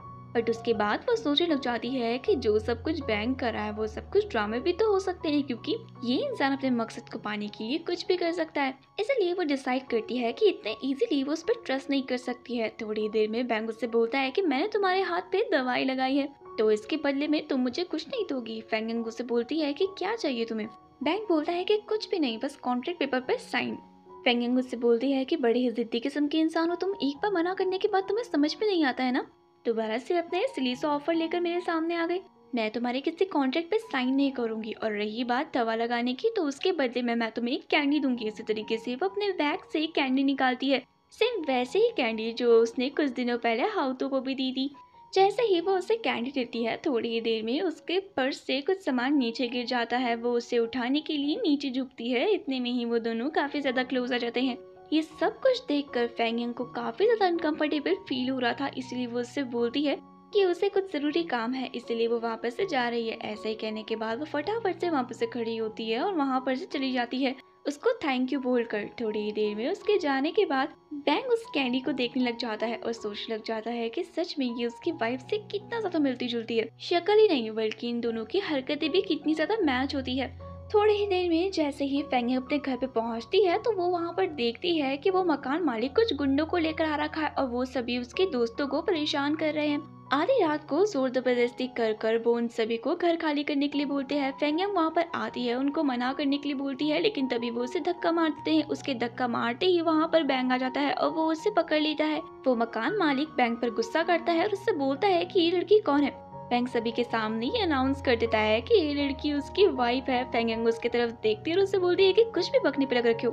बट तभी वो मकान मालिक बोलता है कि अच्छा, अगर ये तुम्हारी वाइफ है तो तुम्हारी वाइफ ने मेरे कमरे का 3 महीने से रेंट नहीं दिया है, जल्दी से इसका रेंट दे दो, वरना इसे यहाँ से धक्के मार कर निकलवा दूंगा। बैंक उससे 3 महीने का रेंट पूछता है और उसके बाद फटाफट से उसके अकाउंट में 3 महीने का रेंट ट्रांसफर कर देता है। इतने में ही फेंग को उसकी मॉम का कॉल आ जाता है। जैसे ही वो अपनी मॉम का कॉल उठाती है तो उसकी मॉम बहुत ज्यादा परेशान हो जाती है, क्योंकि उन्हें पता था कि मकान मालिक उन्हें आकर परेशान कर रहा है। वो बहुत ही परेशान होती है, तो फेंग उससे बोलती है कि मॉम, आपको टेंशन लेने की बिल्कुल भी जरूरत नहीं है, मैं यहाँ पर हूँ, मैं सब कुछ संभाल लूंगी। वैसे भी मेरी जॉब लग गई है तो मैं जल्द से जल्द इन्हें सारे पैसे पे कर दूंगी, आप टेंशन मत लीजिए, बस अपना ध्यान रखिए, क्योंकि इस टाइम पर आपकी तबीयत का आपको ज्यादा ध्यान देना चाहिए, बाकी सारी चीजें संभालने के लिए तो मैं यहाँ पर हूँ। बट उसकी मॉम उससे बोलती है कि कहाँ से लेकर आओगे तुम इतने सारे पैसे, अगर तुम जॉब भी कर रही हो तो मेरी वजह से सब कुछ खराब हो गया, प्लीज मुझे माफ कर दो, मैं तो यहाँ आराम से बैठ रखी हूँ, लेकिन प्रॉब्लम तुम्हें झेलनी पड़ रही है। तो दूसरी तरफ हम देखते हैं कि बैंक उस मकान मालिक को पूरे पैसे एक साथ ही ट्रांसफर कर देता है और वो मकान मालिक काफी ज्यादा हैरान हो जाता है। क्योंकि उसने कभी भी नहीं सोचा था कि फेंगयंग का कनेक्शन किसी इतने अमीर इंसान के साथ होगा। फेंगयंग जैसे ही वहां पर आती है तो वो उस मकान मालिक को बोलती है कि मैं तुम्हें तुम्हारे सारे पैसे दे दूंगी, बट प्लीज मुझे थोड़ा और टाइम दे दो। लेकिन तभी वो मकान मालिक उससे बोलता है कि सीखो इनसे कुछ, इन्होंने मुझे सारे पैसे दे दिए, वो भी टाइम पर। खैर, अब जब तुम जितने टाइम के लिए यहाँ पर रहना चाहती हो ना, तुम आराम से रह सकती हो, मैं तुम्हें बिल्कुल भी परेशान नहीं करूंगा। ऐसे ही कहकर वो अपने दोस्त से कहने लग जाता है कि ये फेंगयंग तो बहुत बड़ी गोल्ड डिगर निकली। उन सभी के वहां पर से जाने के बाद हल्के से फेंगयंग बैंक से बोलती है कि तुम्हें सारे पैसे देने की क्या जरूरत थी, आखिरकार मैं तुम्हारी लगती कौन हूँ। कोई बात नहीं, मैं तुम्हें तुम्हारे पैसे लौटा दूंगी, बस मुझे थोड़ा सा टाइम दे दो। लेकिन तभी वहां पर फेंगयंग की दोस्त उससे कहने लग जाती है कि थैंक यू सो मच हमारी हेल्प करने के लिए, अगर तुम नहीं होती तो पता नहीं आज हमारी ये क्या हालत करती है, सब कुछ बैंक की वजह से पॉसिबल हो पाया है, thank you so much. Bank मकान मालिक से फेंगयंग को बचा तो लेता है, लेकिन उसके बाद वो उससे कहने लग जाता है कि मैंने तुम्हारे बदले के पैसे मकान मालिक को दे तो दिए हैं, लेकिन तुम जल्द से जल्द मेरे पैसे मुझे वापस लौटा देना। फेंगयंग उससे बोलती है कि अजीब इंसान हो तुम, अगर तुम्हें मुझसे पैसे मांगने ही थे तो आखिरकार तुमने मुझे पैसे दिए क्यों। तुम्हारे पैसे मैं ट्राई करूंगी कि जल्द से जल्द तुम्हें लौटा दूं। बैंक उससे बोलता है कि चलो ठीक है, अगर तुम पैसे नहीं भी लौटा पाओगी तो मेरे ऑफर को एक्सेप्ट कर लो, उसके बदले में मैं तुमसे एक फूटी कौड़ी नहीं मांगूंगा, ऊपर से मनचाहा पैसा तुम्हें दूंगा। वैसे ये बात तो तुम भी अच्छे से जानती हो और मैं भी अच्छे से जानता हूँ कि तुम्हारे पास इस टाइम पर थोड़ा सा भी पैसा नहीं है, तो मेरे ऑफर को एक्सेप्ट कर लो ना। देखो, मेरा काम तुम्हें बस समझाना था, बाकी पैसा तुम्हारा है। आई होप कि तुम सही फैसला लोगी। कुछ ही देर बाद हमें दिखाया जाता है कि अपनी मॉम को इतना परेशान देखकर फेंगयंग उनसे हॉस्पिटल में मिलने के लिए चली जाती है और उसके बाद उनसे कहती है कि इतना ज्यादा परेशान क्यों हो रही हो आप, आपको अपनी बेटी पर भरोसा नहीं है क्या? आपको लगता है कि आपकी बेटी के होते हुए आपका अनाथालय कभी भी बंद हो जाएगा? ऐसा कभी पॉसिबल नहीं हो सकता है। चाहे मुझे कितनी भी मेहनत क्यों ना करनी पड़े, मैं आपका सपना हमेशा पूरा करूंगी। हालांकि मैं पैसों से अमीर नहीं हूँ, लेकिन मैं दिल से बहुत ही ज्यादा अमीर हूँ और मैं उन बच्चों के लिए कभी भी किसी चीज की कमी नहीं होने दूंगी जिस तरीके से आपने मेरे लिए नहीं होने दी। और आप बिल्कुल भी टेंशन मत लीजिए, पैसों का इंतजाम हो गया है, इसलिए बस आप अपनी सेहत पर ध्यान दीजिए, बाकी सब संभालने के लिए मैं हूँ। फेंगयंग की बातों को सुनकर उसकी मॉम उसे फटाफट से गले लगा देती है और रोते हुए उसे कहने लग जाती है कि तुम इस दुनिया की सबसे प्यारी बेटी हो। उसके बाद हमें एक लड़की दिखाई जाती है जो सोई हुई होती है और उसके सपने में एक आदमी आता है जो एक बच्चे को बचाते हुए उसका एक्सीडेंट हो जाता है। और ये लड़की कोई और नहीं होती है बल्कि फेंगयंग की मुंह बोली बहन होती है। और जिस इंसान का एक्सीडेंट हुआ था वो इंसान कोई और नहीं होता है बल्कि उसके डैड होते हैं। जैसे ही वो इस सपने को देखती है तो वो बहुत ज्यादा घबरा जाती है और उठकर जोर जोर से रोने लग जाती है। रोने के बाद वो कहने लग जाती है कि मैं किसी भी हालत में अपना बदला लेकर ही रहूंगी और जब मैं अपना बदला ले दूंगी उस दिन मैं वाकई में चैन की सांस दूंगी। बस अब मैं बेसब्री से उसी दिन का इंतजार कर रही हूँ। उसके बाद सीन शिफ्ट होता है और हमें फेंगयंग दिखाई जाती है। अब फेंगयंग ने डिसाइड कर लिया था कि वो उस कॉन्ट्रैक्ट पेपर को साइन कर लेगी, क्योंकि इस टाइम पर उसे पैसों की बहुत ज्यादा जरूरत थी और जितने पैसे उसे बैंक दे रहा था उतने पैसे तो उसे पूरे साल भर कोई नहीं दे सकता था। इसलिए वो उसके ऑफिस में उसके दोस्त के पास जाकर उस कॉन्ट्रैक्ट पेपर को साइन कर लेती है। बैंक का दोस्त उससे बोलता है कि तुमने ये बिल्कुल सही डिसीजन लिया है, इससे तुम अपना तो फायदा कर ही रही हो लेकिन एक बच्चे की हेल्प कर कर और भी ज्यादा अच्छा काम कर रही हो। अब बहुत ही जल्द तुम्हारी एक नई जिंदगी शुरू होने वाली है जहाँ पर तुम एक माँ बनने का एक्सपीरियंस करने वाली हो। आई नो कि ये जर्नी तुम्हारे लिए बहुत ज़्यादा टफ होने वाली है, बट मुझे तुम पर पूरा भरोसा है कि तुम सब कुछ सही कर दोगी। थोड़ी देर बाद हम देखते हैं कि बैंक का दोस्त उसे हाइतो का पूरा टाइम टेबल दिखाता है जहाँ पर वो उसे बताता है कि 24 घंटे उसे हाइतो के ही पास रहना पड़ेगा और उसी की ही देखभाल करनी पड़ेगी। फेंगयंग उससे बोलती है कि उस टाइम टेबल को देखकर मुझे ऐसा नहीं लग रहा है कि मैं उसकी मॉम बनने के लिए जा रही हूँ, बल्कि ऐसा लग रहा है कि इसकी नौकर हूँ। खैर कोई बात नहीं, अब कॉन्ट्रैक्ट साइन हो गया है तो मैं अपनी रिस्पॉन्सिबिलिटी अच्छे से निभाने की कोशिश करूंगी। इसी तरीके से नेक्स्ट डे वो तैयार होकर वो निकल पड़ती है अपनी रिस्पॉन्सिबिलिटी को निभाने के लिए। इतने में ही जैसे ही वो अपना सारे भारा सामान लेकर जा रही होती है वहाँ पर बैंक का दोस्त आ जाता है और उसके बाद उससे वो सारा सामान पकड़कर उससे कहने लग जाता है कि जितनी खुश तुम हो ना इस जॉब को पाकर, उससे भी ज्यादा खुश हाई तो होगा तुम्हें देखकर, क्योंकि सच में जब से उसकी मॉम की डेथ हुई है तब से मानो उसके फेस की खुशी ही चली गई है। वो सच में अपनी मॉम को बहुत ज्यादा मिस करता है, but I am very happy कि उसे इतनी अच्छी लड़की मिल रही है जो उसका ध्यान रख सके। आई होप कि तुम भी इस जॉब को करने के बाद रिग्रेट फील नहीं करोगी। All the very best for your new journey. जैसे ही वो ऐसे बोलता है तो फेंगयंग उसे थैंक यू बोलती है और थोड़ी देर बाद वो उनके घर पे जैसे ही एंटर होती है तो बैंक उसे देखकर बहुत ज्यादा खुश हो जाता है, क्योंकि फाइनली उसकी मेहनत रंग जो लाई थी। लेकिन बैंक से भी ज्यादा जो खुश था वो था हाइतो। जैसे ही फेंगेंग उनके घर पे एंटर होती है तो हाइतो बिना कुछ सोचे समझे फटाफट से उसके पास जाता है और उससे गले लगा लेता है और उससे कहने लग जाता है कि मॉम, मैंने आपको बहुत ज्यादा मिस किया था। आप मुझे छोड़कर कहाँ चली गई थी? प्रॉमिस करो कि आप मुझे छोड़कर कहीं नहीं जाओगी। उसका मन रखने के लिए फेंगेंग उससे बोलती है कि ठीक है, मैं तुम्हें छोड़कर कहीं भी नहीं जाऊंगी। थोड़ी ही देर बाद जब वो तीनों साथ में बैठे होते हैं तो बैंग हाइतो से पूछता है कि अब तुम अपने सारे काम करोगे ना और जिद भी नहीं करोगे? हाइतो उनसे बोलता है कि आपने मुझसे प्रॉमिस किया था कि आप मॉम को लेकर आ जाओगे और अब आप लेकर आ गए हो तो मैं आपकी सारी बातें मानूंगा। तभी फेंगेंग उससे कुछ न्यू टॉय दिखाती है जो वो उसके लिए लेकर आई होती है। उन सभी को देखकर हाइतो बहुत ज्यादा खुश हो जाता है क्योंकि उसकी मॉम भी हमेशा इसी तरीके से उसके लिए नए नए टॉयज लेकर आई होती है। उन टॉयज को देखकर हाइतो उनसे बोलता है कि मॉम, मैं इन सबको देखकर उतना खुश नहीं हुआ जितना मैं आपको देखकर खुश हुआ, क्योंकि आप मेरे लिए बहुत ज्यादा इम्पोर्टेंट है। थोड़ी ही देर बाद फेंगेंग उसे एक कैंडी देती है जिसे देखकर हाइतो बहुत ज्यादा खुश हो जाता है। उस कैंडी को देखने के बाद हाइतो उनसे बोलता है कि मॉम, आप मुझे हमेशा ऐसे तरीके की कैंडी क्यों देती हो? तो फेंगेंग उससे बोलती है कि ये कैंडी में बहुत सारे कलर्स है और हमारी लाइफ भी इसी तरीके से कलरफुल होती है। कभी हमारी लाइफ में खुशियाँ होती है तो कभी दुख होता है, लेकिन कभी भी हमें हार नहीं माननी चाहिए। हाइतो की मॉम से बोलता है कि मॉम, आप बिल्कुल सही कह रही है। इसी तरीके से वो उसे गले लगा देती है। थोड़ी देर बाद हाइतो अपने डैड के पास जाता है, उनका हाथ पकड़कर उन्हें अपने सामने बैठने के लिए बोलता है और अपने डैड को सामने बैठाने के बाद वो उन दोनों का हाथ पकड़ता है और उसके बाद वो उन दोनों का हाथ पकड़कर बोलने लग जाता है कि अब हम तीनों एक दूसरे से कभी भी अलग नहीं होंगे, चाहे कुछ भी क्यों ना हो जाए। ये सब कुछ देखकर वो सभी बहुत ज्यादा खुश हो जाते हैं। थोड़ी ही देर बाद जैसे ही वो सोने के लिए जाते हैं तो फेंगेंग वहाँ पर दूसरा बिस्तर ढूंढने लग जाती है क्योंकि वहाँ पर सिर्फ एक ही था। तभी वहाँ पर बैंग आता है और उससे कहने लग जाता है कि क्या हुआ, क्या चाहिए तुम्हें? फेंगेंग उससे बोलती है कि यहाँ पर सिर्फ एक ही बिस्तर है, मेरा बिस्तर का है। बैंग उससे बोलता है कि इसमें तो सोचने की क्या बात है, नीचे सो जाओ तुम, मैं ऊपर सो जाऊंगा। बैंग की बातों को सुनकर फेंगेंग उस पर गुस्सा करती है और उससे कहने लग जाती है कि अच्छा, एक लड़के के होते हुए मैं जमीन पर सोऊंगी? कितने अजीब इंसान हो तुम, बिल्कुल तमीज नहीं है ना तुम पे, तुम सोओगी नीचे, मैं बिस्तर पर सोऊंगी।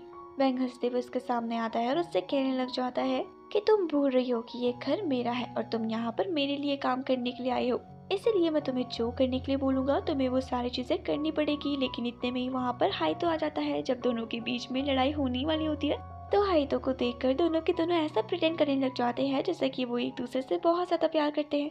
बट हाइतो वहाँ पर आते ही कहने लग जाता है कि आज मैं अपने मॉम डैड के साथ सोऊंगा। ऐसा ही कहकर वो खुश होकर बेड पर लेट तो जाता है, लेकिन फेंगेंग को बड़ा ही अजीब लगता है और वो बैंग से कहने लग जाती है कि कुछ बहाना बनाओ, मैं तुम्हारे साथ नहीं सो सकती हूँ। बैंग उससे बोलता है कि कॉन्ट्रैक्ट के हिसाब से तुम्हें वो सारी चीजें करनी पड़ेगी जो तुम्हें हाइतो कहने के लिए बोलेगा। थोड़ी ही देर में हाइतो बेड पे जाकर दोनों को ही अपने सामने आने के लिए बोलता है। जब वो इतनी जबरदस्ती करता है तो दोनों हंसते हुए उसके सामने चले जाते हैं।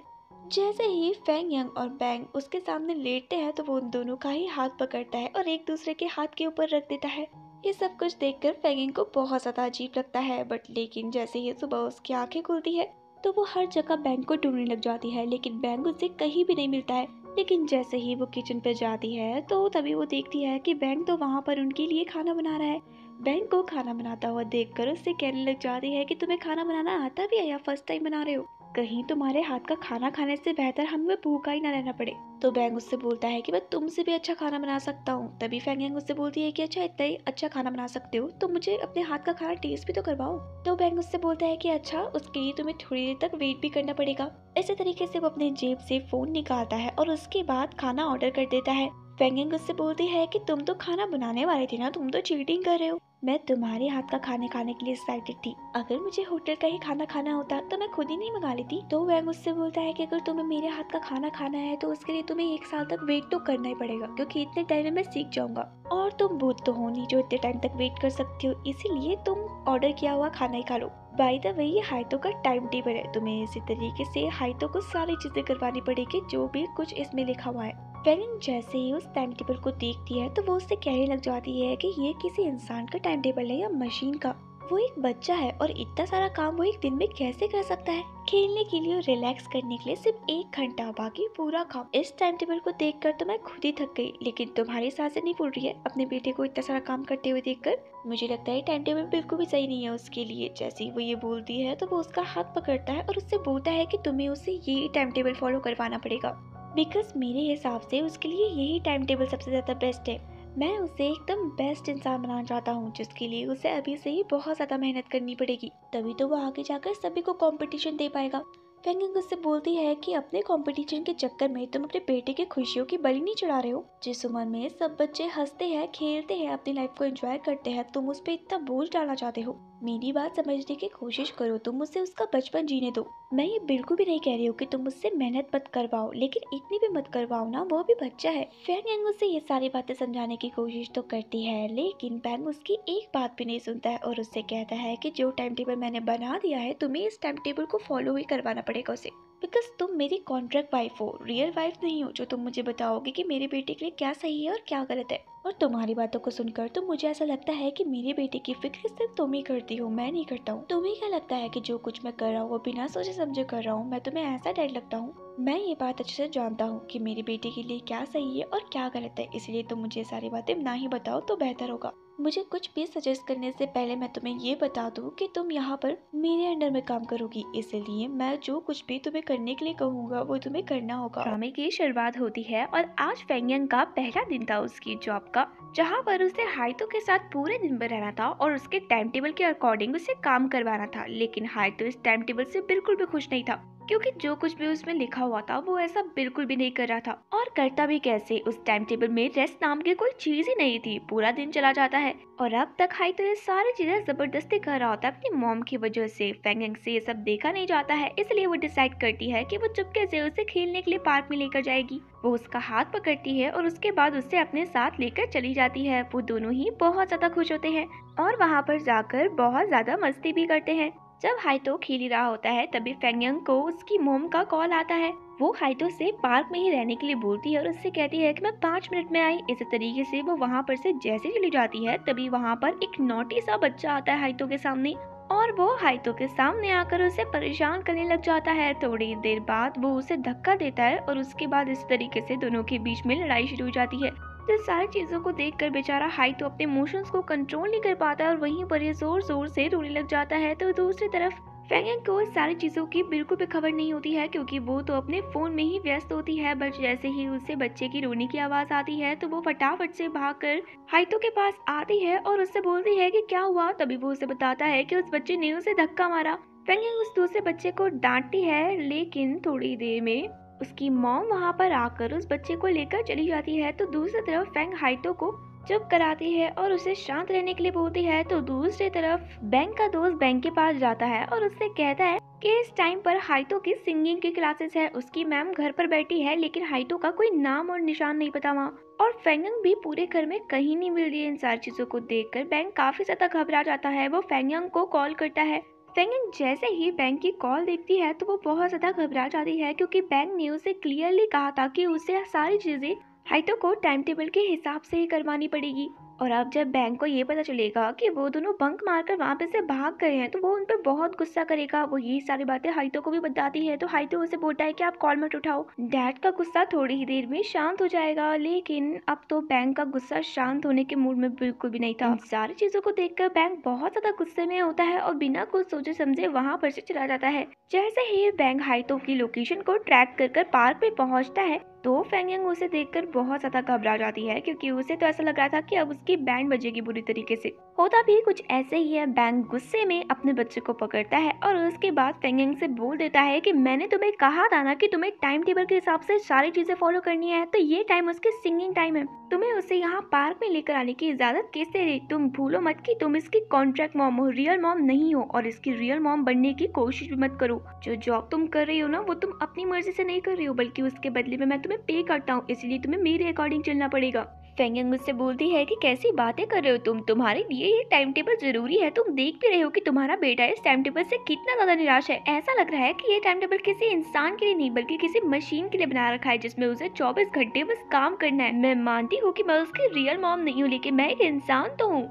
और तुम उसके साथ दिन भर नहीं थे, उसके साथ दिन भर मैं थी। मुझे पता है कि उसकी हालत कैसी हो गई थी। उसकी बातों को सुनकर बैंक को गुस्सा आता है और उससे कहने लग जाता है कि तुम्हें क्या लगता है कि मैं अपने बेटे के बारे में बिल्कुल भी नहीं सोचता हूँ।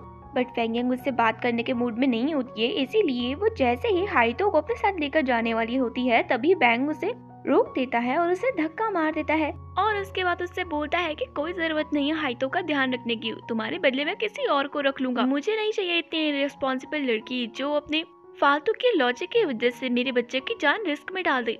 अब जब दोनों का इसी तरीके से झगड़ा हो रहा होता है तभी बैंक का दोस्त हाइतो को अपने साथ लेकर जाने वाला होता है, तो हाइतो उसका हाथ छुड़वाता है और फेंगयंग को आकर गले लगा लेता है और उनसे कहने लग जाता है कि मुझे तुम में से किसी के साथ नहीं आना है, मुझे बस मेरी मॉम के साथ रहना है। ऐसा ही कहकर वो जोर जोर से रोने लग जाता है और उसके बाद सभी से कहने लग जाता है कि ये सारी चीजें मेरी गलती है, मेरी मॉम को मत डांटो।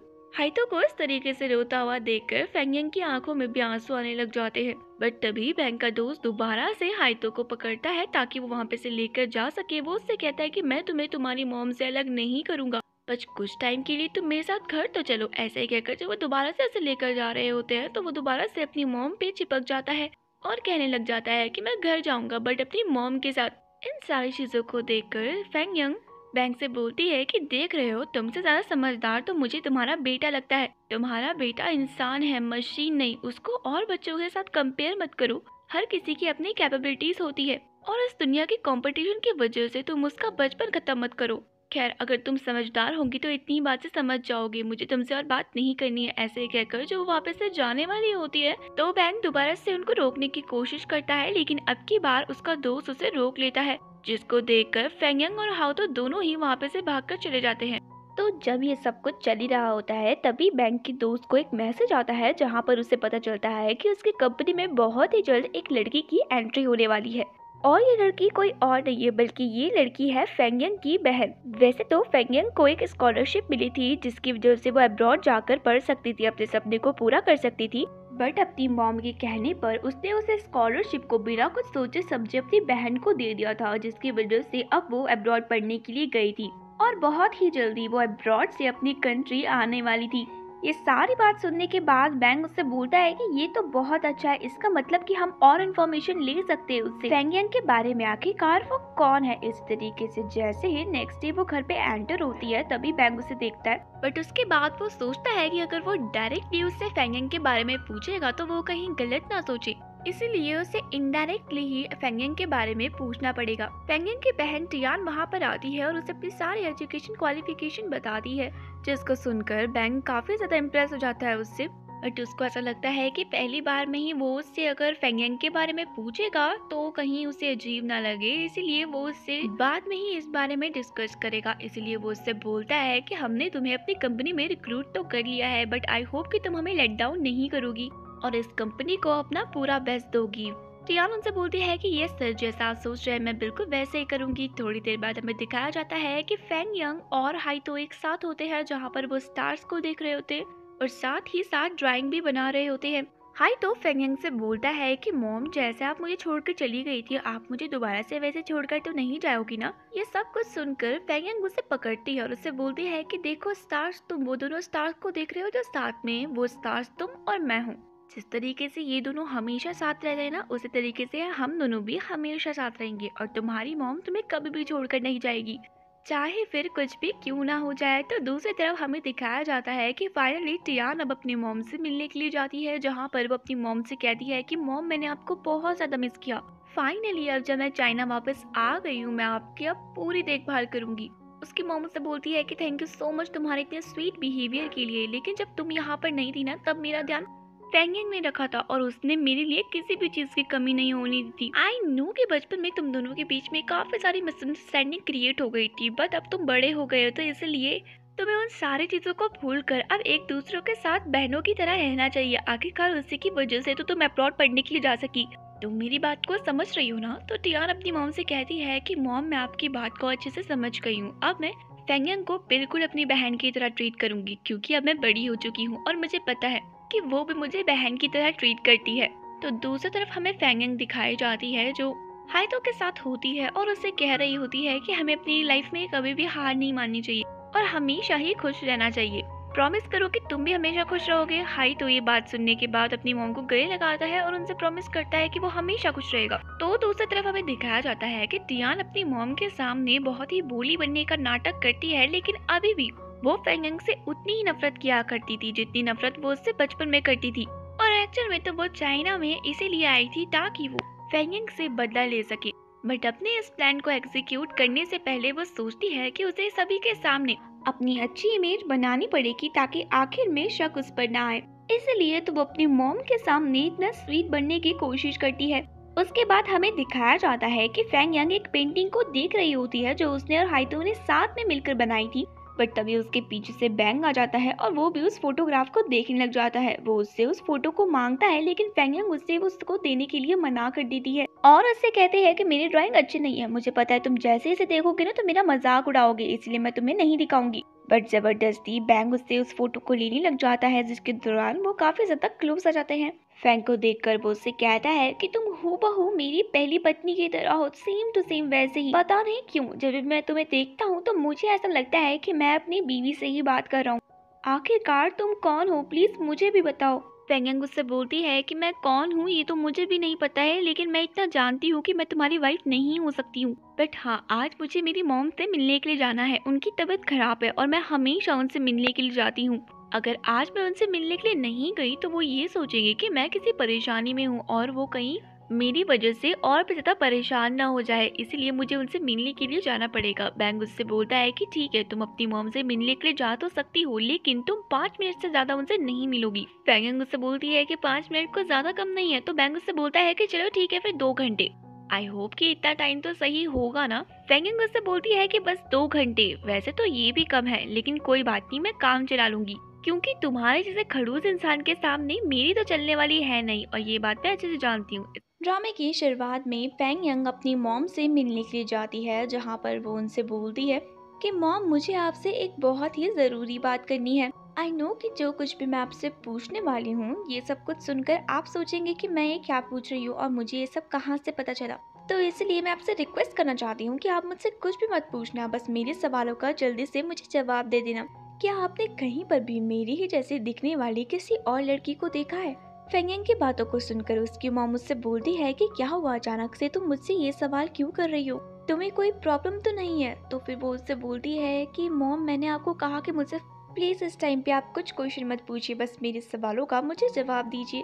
क्या आप मेरे मॉम डैड को जानते हैं? तो इन सारी बातों को सुनने के बाद उसकी मॉम मुझसे बोलती है कि वैसे तो मैं तुम्हें ये सारी बातें नहीं बताना चाह रही थी, लेकिन जब तुम आज मुझसे खुद पूछ रही हो तो मुझे ऐसा लगता है कि मुझे तुम्हें ये सारी बातें बतानी चाहिए। बट आई होप कि तुम ये सारी बातें समझने की पूरी कोशिश करोगी क्योंकि तुम अब बहुत ज्यादा समझदार हो गई हो। तो दूसरी तरफ हमें दिखाया जाता है कि अब मैनेजर और फैंग यांग की बहन टियान एक दूसरे के साथ मिल चुके थे और उन दोनों का सिर्फ एक मकसद था, फैंग यांग को नीचे गिराने का। वो किसी भी तरीके से सभी के सामने फैंग यांग को बेइज्जत करना चाहते थे और जल्द से जल्द उसे इस जॉब से निकलवाना चाहते थे। मैनेजर टियान से बोलता है कि मैं फैंग यांग से नफरत करता हूँ क्योंकि उसने मेरी बहुत ज्यादा बेइज्जती की है सभी के सामने, लेकिन मुझे ये बात समझ में नहीं आई कि आप उससे क्यों नफरत करती है। और इस तरीके से बस अपना पूरा टारगेट फैंग यांग को बनाना मेरे पल्ले नहीं पड़ रहा है, क्योंकि आपको तो यहाँ आए सिर्फ 2 दिन हुए हैं, उसने आपको भी कुछ बोला है। तो उसकी बहन मुस्कुराने लग जाती है और उससे कहती है कि जितना तुम अपने काम से मतलब रखोगी ना उतना तुम्हारे लिए अच्छा होगा। मैं उससे क्यों नफरत करती हूँ इसके पीछे एक बहुत लंबी कहानी है जो मैं तुम्हें बताना जरूरी नहीं समझती हूँ। बस अगर तुम्हें मेरा साथ देना है तो तुम दे सकते हो और अगर नहीं देना है तो मैं अपने मकसद को अकेला पूरा कर सकती हूँ। मैनेजर उससे बोलता है कि किसने कहा कि मैं आपकी हेल्प नहीं करूँगा, मैं आपकी हेल्प जरूर करूँगा क्योंकि अच्छे काम तो मैं हमेशा करता हूँ और फैंग यांग को नीचा दिखाने से बेहतर काम क्या हो सकता है। जितनी बेइज्जती उसने मेरी की थी ना, अब देखना सभी के सामने उससे भी ज्यादा बेइज्जती मैं उसकी करूँगा और इसमें मैं आपका पूरा साथ दूंगा क्योंकि जितनी वो आपको पसंद नहीं है ना उससे भी ज्यादा वो मुझे पसंद नहीं है, मैं उससे बिल्कुल नफरत करता हूँ। और अब जब हम दोनों का मकसद ही एक है तो हम दोनों को एक टीम बन जाना चाहिए।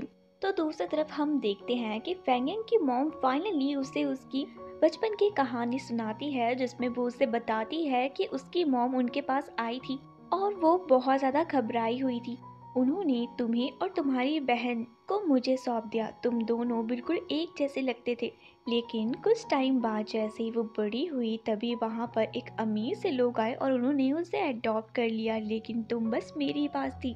उसके बाद से तो मुझे ना तुम्हारी मॉम का पता है और ना ही तुम्हारी बहन का। उनकी बात सुनने के बाद फैंग यांग मुझसे बोलती है कि थैंक यू सो मच मुझे ये बताने के लिए कि मेरी एक बहन भी थी। क्या मेरी मॉम अभी भी जिंदा होगी? इस बात को सुनने के बाद वो बोलती है कि इस बारे में मुझे कुछ नहीं पता है। अगर मुझे पता होता तो मैं तुम्हें जरूर बताती। तो जब वो उनसे बात कर रही होती है तभी वो देखती है कि उसका फोन बजने लग गया है और वो कॉल बैंक का होता है। तो उसके बाद वो अपनी मॉम से बोलती है कि मैं 5 मिनट में आई। इसी तरीके से वो किनारे में जाकर बैंक से बात करने लग जाती है, जहाँ पर बैंक उससे बोलता है कि मैंने तुम्हें वहाँ पर सिर्फ 2 घंटे के लिए भेजा था, इतना ज्यादा टाइम हो गया, तुम अब तक यहाँ पर नहीं आई। हाई तो तुम्हारा वेट कर रहा है, तुम जल्दी से यहाँ पर आ जाओ। फेंगिंग उससे बोलती है कि इतने टाइम बाद अपनी मॉम से मिलने के लिए आई हूँ, थोड़ी देर भी तुम मुझे रहने नहीं दोगे? चलो कोई बात नहीं, अगर हाई तो मुझे इतना बुला ही रहा है तो मैं जल्दी से आ जाती हूँ। ऐसे तरीके से वो कॉल काट देती है। थोड़ी देर बाद बैंक हाई तो से बोलता है कि तुम्हारी मॉम जल्द से यहाँ पे आने वाली है, इसलिए तुम टेंशन मत लो। बैंक की बातों को सुनकर फेंगिंग अपनी मॉम के पास जाती है और उसके बाद उनसे बोलती है कि मॉम मुझे ऑफिस में कुछ जरूरी काम से जाना पड़ रहा है, इसलिए मैं आपसे बाद में मिलूंगी। तभी उसकी मॉम मुझसे बोलती है कि जाने से पहले मैं तुम्हें एक खुशखबरी देना चाहती हूँ, तुम्हारी बहन यहाँ पर आ गई है, इसीलिए तुम मुझसे जरूर मिल लेना। वैसे अब वो बहुत ज्यादा चेंज हो चुकी है, आई होप कि वो तुम्हारे साथ भी अच्छे से व्यवहार करे। फेंगिंग उससे बोलती है कि ओके मॉम, मैं जरूर उससे मिलूंगी। इसी तरीके से हम देखते हैं कि फाइनली फेंगिंग ऑफिस में पहुंचती है अपनी बहन से मिलने के लिए, लेकिन जितनी खुश वो अपनी बहन को देखकर होती है, उसकी बहन उतनी खुश उसे देखकर बिल्कुल भी नहीं होती है और वो ट्राई करती है उसे इग्नोर मारने का। थोड़ी देर बाद वो उससे कहने लग जाती है कि ये ऑफिस है, यहाँ पर मैं तुम्हारी बहन नहीं हूँ, इसलिए प्लीज फॉर्मल तरीके से मुझसे बात करो, क्योंकि अगर इस तरीके से मैं रिश्तेदारी निभाने लग गई तो शायद ये लोग मुझे ऑफिस से बाहर निकाल देंगे। तो फेंगिंग उससे माफी मांगती है और उससे बोलती है कि ठीक है, अगर तुम्हें यही सही लगता है तो मैं तुम्हें अब से मैम बोलूंगी। टियान उससे बोलती है कि हाँ, फालतू टाइम वेस्ट मत करो और बताओ कि तुम यहाँ पर क्यों आई हो। फेंगिंग उससे बोलती है कि एक्चुअली ऑफिस में एक कंपटीशन हो रहा है और मैं चाहती हूँ कि मैं उसमें पार्टिसिपेट करूँ, इसलिए मैं यहाँ पर फॉर्म भरने के लिए आई हूँ। बट जब वो उससे ये सारी बातें बोल ही रही होती है तभी वहाँ पर मैनेजर आ जाता है। पहले तो मैनेजर उसे देखता नहीं है, लेकिन जैसे ही वो उसकी तरफ देखता है तो वो उससे बदतमीजी से बात करने लग जाता है और उससे कहने लग जाता है कि तुम यहाँ पर मैम को परेशान करने के लिए आ गई। इसी तरीके से वो उसी के सामने उसको धक्का देता है, जिसकी वजह से वो गिरने वाली होती है लेकिन बच जाती है। अब की बार फेंगियांग को मैनेजर की हरकतों पे बहुत ज्यादा गुस्सा आता है। वो उसके सामने जाती है और उससे कहने लग जाती है कि तमीज से रहो, तुम्हारी बदतमीजी दिन प्रतिदिन बढ़ती जा रही है, अब मैं ये नहीं सहूंगी। जब उन दोनों का इस तरीके से झगड़ा हो ही रहा होता है तो टियान को ऐसा लगता है कि इन दोनों के चक्कर में कहीं वो ना फंस जाए, इसीलिए उसे उन दोनों का झगड़ा बंद करवाना पड़ेगा। वो मैनेजर को चुप रहने के लिए बोलती है और उससे बोलती है कि तमीज से बात करो इससे। एक एम्प्लॉय से बदतमीजी से बात करने का अंजाम जानते हो तुम? मैनेजर बोलता है कि मैम आप इसे जानते नहीं है, बहुत चालाक है और जितनी बोली ये दिखने में है ना उतनी बोली है नहीं। टियान बोलती है कि इसकी बातों को तुम छोड़ो, तुम बताओ, एक काम करो, तुम मुझे अपनी डिटेल दे दो, तुम्हारे बदले का फॉर्म मैं भर दूंगी। बेचारी फेंगियांग तो अपनी बहन को सगा मानती थी, लेकिन उसे क्या पता था कि वो उससे बहुत ज्यादा नफरत करती है। तो फिर भी वो उस पर विश्वास करती है और उससे अपनी डिटेल सारी दे देती है। उसको डिटेल देने के बाद वो उससे बोलती है कि मैं यहाँ पर से चली जाती हूँ, थैंक यू सो मच मेरी हेल्प करने के लिए। इसी तरीके से वो वहाँ पर से जाने से पहले मैनेजर को एक मुक्का दिखाती है और उससे बोलती है कि आज के बाद मुझसे पंगा लेने की जरूरत नहीं है। मैनेजर को ये सब कुछ देखकर बहुत ज्यादा गुस्सा आता है। वो उसे वहाँ पर से जाने के लिए बोलता है। उसके जाने के बाद वो दोनों के दोनों प्लानिंग प्लॉटिंग करने लग जाते हैं। मैनेजर टियान से बोलता है कि मुझे लगता है कि आप उसके साइड है, आपने उसमें से और मुझ में से उसको नहीं बल्कि मुझे डांटा और आपने तो मुझे कहा था कि आप उससे नफरत करती है, आखिरकार ऐसा क्यों कर रही हो आप? टियान से बोलती है कि मैं तो तुम्हें एकदम शातिर समझ रही थी, लेकिन तुम तो बेवकूफ निकली। मैंने ऐसा इसलिए किया ताकि मैं उसका विश्वास जीत सकूं। तुम्हें क्या लगता है कि ये इन्फॉर्मेशन मैंने इसलिए ली है ताकि मैं उसका फॉर्म भर लूं? नहीं, बल्कि मैंने उससे ये इन्फॉर्मेशन इसलिए ली है ताकि मैं उसका फॉर्म ना अपने आप भरूं और ना ही उसे भरने दूं। वैसे भी शाम तक तो रजिस्ट्रेशन की डेट वैसे भी एक्सपायर हो जाएगी, बोल दूंगी कि बिजी थी इसलिए नहीं भर पाई। तो दूसरी तरफ हम देखते हैं कि बैंक का दोस्त फाइनली सारी सच्चाई जानने के लिए अब जाता है सीधे फेंगियांग की मॉम के पास। जैसे ही बैंक का दोस्त वहाँ पर आता है तो फेंगियांग की मॉम उसे पहचान नहीं पाती है और उन्हें समझ भी नहीं आता कि ये लड़का यहाँ पे क्यों आया है। बैंक का दोस्त उनसे बोलता है कि अरे आप टेंशन मत लीजिए, मैं यहाँ पर आपसे मिलने के आया हूँ, जरूरी बात करनी है मुझे आपसे। अगर आप बुरा ना माने तो मुझे आपसे एक बात कहनी है। क्या आप मुझे फेंगियांग के मॉम डैड के बारे में बता सकते हैं? जैसे ही बैंक का दोस्त ये बोलता है तो वो उससे बोलती है कि तुम कौन हो और आखिरकार उसके बारे में क्यों पूछ रहे हो? बैंक का दोस्त उनसे बोलता है कि आप गलत मत सोचिए, मैं यहाँ पर उसके भले के लिए आया हूँ और मैं उसका दोस्त हूँ, इसलिए मैं उसे नुकसान थोड़ी ना पहुँचाऊंगा।